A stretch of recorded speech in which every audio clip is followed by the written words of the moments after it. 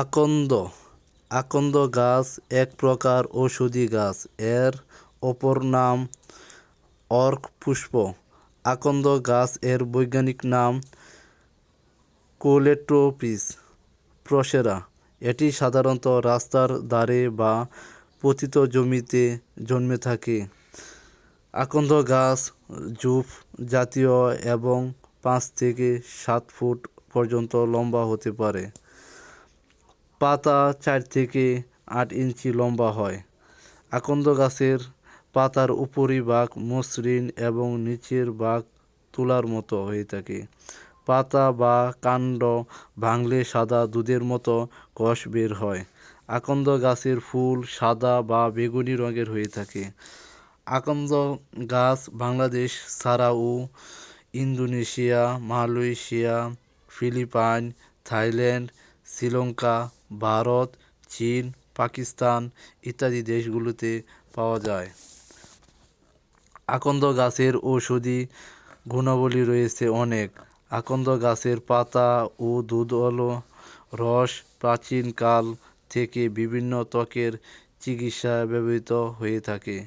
বিশেষ করে খুসপাসরা, একজিমা, চুলকানি সমস্যায় ব্যবহৃত হয়ে থাকে।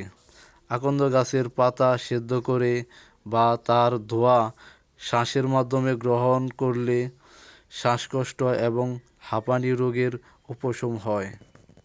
আকন্দ গাছের মূলের রস ব্যবহার করলে বা খেলে জ্বর, সর্দি, কাশি, সংক্রামক জ্বর এবং পেশির বিভিন্ন ব্যথা কমাতে সাহায্য করে।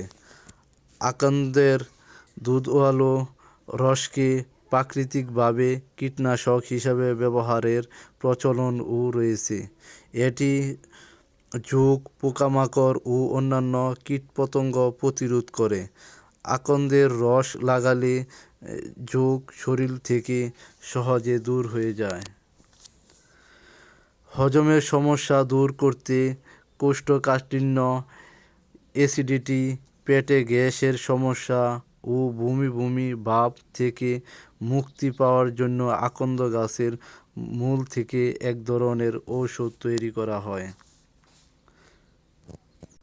ফোলাজনিত সমস্যা এবং বাতের ব্যথা ভালো করতে আকন্দ গাছের ব্যবহার হয়ে থাকে। কিছু সাবধানতা রয়েছে আকন্দ গাছের। যদিও আকন্দ গাছের অনেক ঔষধি গুণ রয়েছে, তবে এর বিষাক্ত দিকও রয়েছে। আকন্দ গাছের দুধালো রস সরাসরি ত্বকে লাগালে কখনো কখনো ত্বকের জ্বালাপোড়া, অ্যালার্জি বা প্রদাহ হতে পারে। তাই কোনো চিকিৎসকের পরামর্শ ছাড়া এটি ব্যবহার করা সঠিক নয়।